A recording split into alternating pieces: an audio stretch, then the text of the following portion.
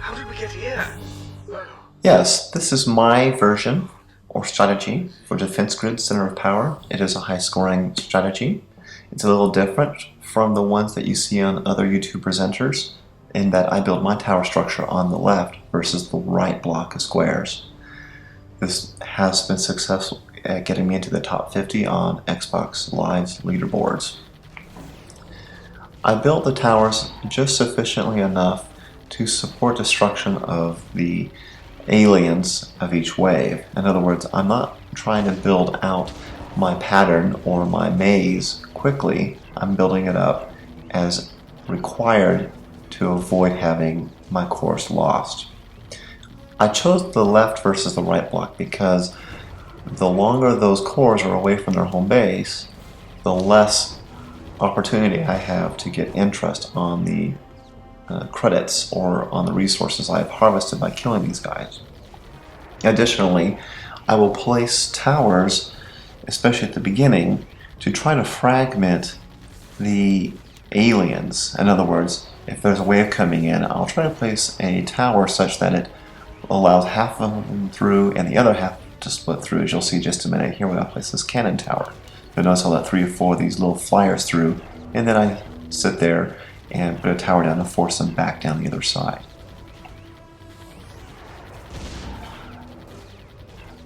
You'll notice that I do not place missile towers to take care of the air units. I think they're a waste of money, and I don't believe that they actually add value to the game except in some extremely limited situations. I'm having to take and do fade outs to other portions of the game that are and skip pieces that weren't essential because originally this video was over 12 minutes long.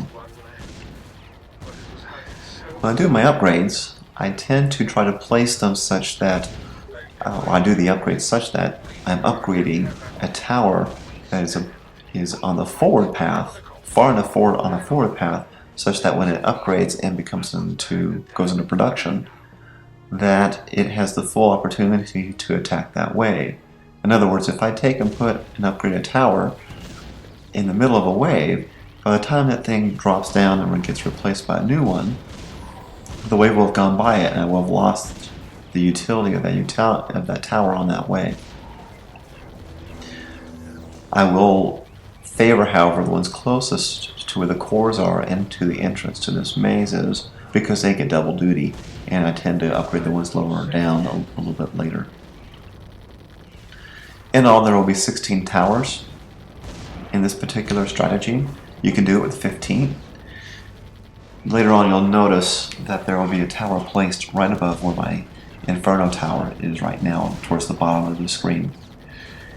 With a 15 tower limit, if I were to play that one, I would actually take and move the Infernal tower to where the left bottommost turret is at, and then place a turret tower next to that cannon tower that's shooting down there on the bottom right. Strategically, again, I try to place towers as slowly as I have to. There are a couple rounds within this strategy where you'll get very nervous. One is on round 14, and the other one's on round 20. Both rounds this will work. You also notice that I do put a variety of towers down, at least for this level. Most strategies use just guns and cannons with a occasional temporal. And I find that boring. I mean, it's no fun. So you can see I've got a flame here, and I've put a concussion in this one. And for this particular level, that works really well. And it still succeeds in giving me a high score. So here you see I've got all of them built out now. And I'm starting to alternate upgrades to yellow towers from green. And at this point, it's just a matter of slowly upgrading the towers one at a time. Again, trying to alternate sides if I can. On the concussion tower, I'm going to upgrade that one last because it's a 550 point or resource upgrade, and I'm really loath to use that. My general rule of thumb is to try to not spend more than about a fifth of my available resources per wave, and that way I'm trying to let at least 4/5 of my resources generate me additional points, additional resources.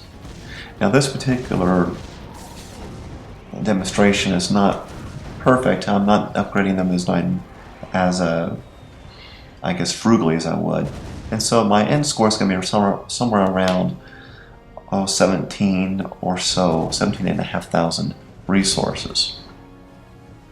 But I've been able to cross 21,000 resources by the end of this particular level. The best way to gauge where you're going to be at is at the end of round 19. Round 20 effectively will double the amount of resources you have. So you can see it's this is round 14. It's a nail biter. I'm using yellow towers, which usually most people will freak out and quickly upgrade all these to red towers because they're afraid that they don't lose the resources. You don't need to do that. As you can see here, I'm about ready to upgrade some up-and-coming towers. As I mentioned earlier, I tend to upgrade the towers that are going to be upstream from the aliens coming out or going in. So I'm going to wait for this one to go by as it did. Because the aliens went by, so I'm not upgrading that tower. I'm going to upgrade that one there, which is again on the boat. It's a nice little gap there. Now, the temporal tower, you'll notice I won't upgrade that until I see that no aliens are passing by it. This particular tower takes between 8 and 10 seconds to collapse and come back out, and then come out with its first pulse. Basically, even though it comes back out, that little wheel on the side of it has to make one full revolution before it pulses. So that throws people, that's thrown me off quite a bit compared to some of these other towers that come up a little bit quicker.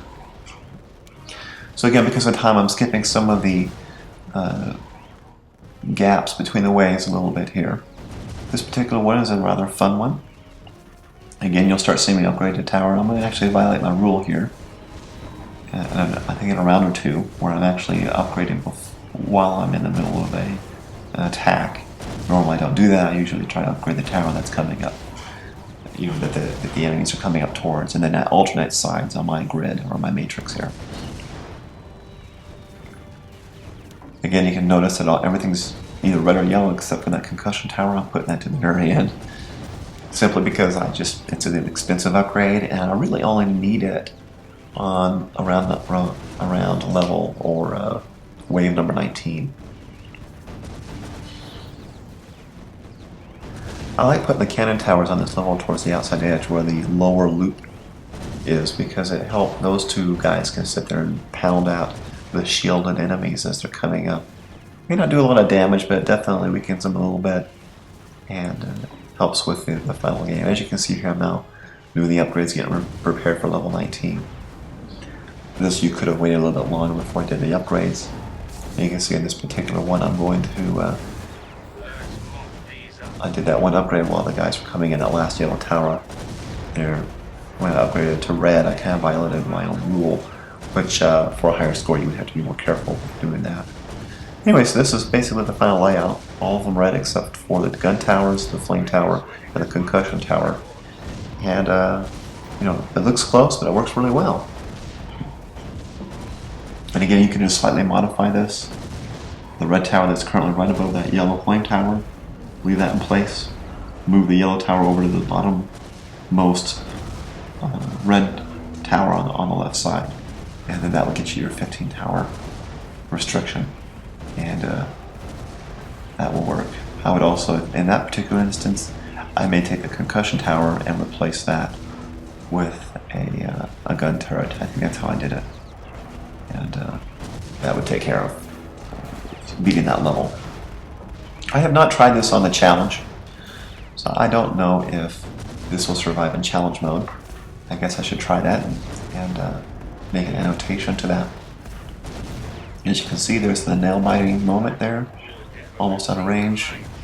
But now it's just clean out. The rest of these guys have been taken care of, and it's just taking care of the rest of these guys, wiping out the rest of the aliens, and that was it. So I'll go and show you my score here, 74,000, which isn't bad for a quick demo. And I'll show you my high score, currently at number 3 with 77,000. Good luck, have fun.